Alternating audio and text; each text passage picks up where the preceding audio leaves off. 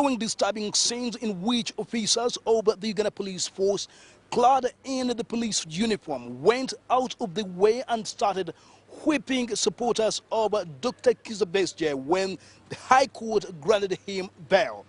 Officers of the Uganda police force who are now under trial have compelled the Uganda government to come and apologize on the floor of Parliament for the acts that they did, which were contrary to the Police Act. Regrettably, some police officers in their use of force acted very unprofessionally. And here I must agree with the movers of the other motion that indeed the officers acted unprofessionally. This was wrong, and the police regrets that incident. That very incident was also followed by another disturbing incident that very week when Dr. Kizza Besigye was going to the party headquarters of the Forum for Democratic Change in Nkumbi when police officers waylaid his supporters around a certain roundabout called the Katwe roundabout and again engaged civilians in a terrible beating using whips. This again, the minister in charge of internal affairs, Obiga Kania, has again apologized for that incident. Next day, on the 13th of July, again, Col Besigye, from a court hearing in Akawa, moved in another legal procession to the offices of the FDC on Nkumbi, along the Rtd Road, and police deployed at the junction of Namasole, Busabala, and the Rtd Junction, as it was their duty once they see process of the group. Again, there was a confrontation between the police and the crowd, in which again some police officers acted unprofessionally in their use of force. Once again, the police regrets that incident. This was followed by public outcry on the conduct of the police force. But now what we have seen since last week, that there have been some attempts by the police force to have the officers who were involved in the beating tried before their own internal court system.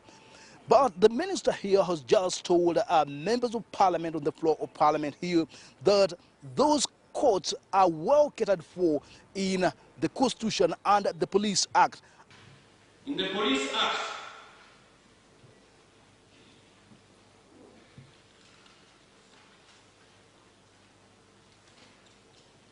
Cap 303, Section 49, which establishes the courts under the police. The following courts are established: public disciplinary courts, police disciplinary courts, that is in Section 30, Section 50, Section 51, establishment and composition of police council appeals court, and Section 52, establishment and composition of regional police courts.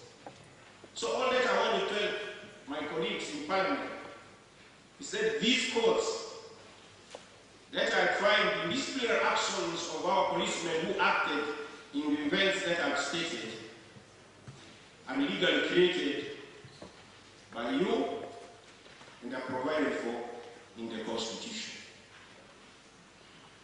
Whether they are adequate or inadequate is a different matter. Whereas these courts are catered for in the Police Act and the Constitution, the minister did tell members of parliament that they should not lose hope in the kind of courts that are internally catered for within the Police Act to instill discipline among police officers. He did say that MPs should just only give time. The officers who have been earmarked to have directly been involved in the persecution of civilians will be brought to book and fair justice will be offered.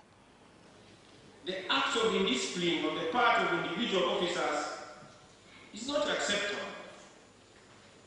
Indeed, police have acted swiftly following that indiscipline action, and disciplinary action against the police officers indicated has been initiated. I it's going on. The police headquarters discipline court convened under Section 30 of the Police Act, 50 of the Police Act, which provides for the establishment of the police disciplinary courts, and this court is sitting. On the 21st of July, 5 constables and senior officers at the levels of Assistant Inspector of Police and the 3 superintendents of police have appeared before this court to answer charges related to unprofessional conduct in executing their duties. And another officer, Assistant Inspector of Police, will soon appear before the tribunal of the police authority to answer similar charges. For example, they are bringing fair and small fish. I have before me one Aaron Bakuma. One Aaron Bakuma continues to be one of the notorious police officers in this country, and he's been everywhere. But the DPC had already DPP has already sanctioned a murder charge. I brought this issue, I've been very generous to police.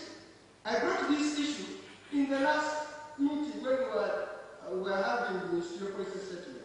This very name. And I've documented this effect. The letter of DPC preferring a murder charge on this, the DPP, on this one officer. Police have not only protected him, but promoted him.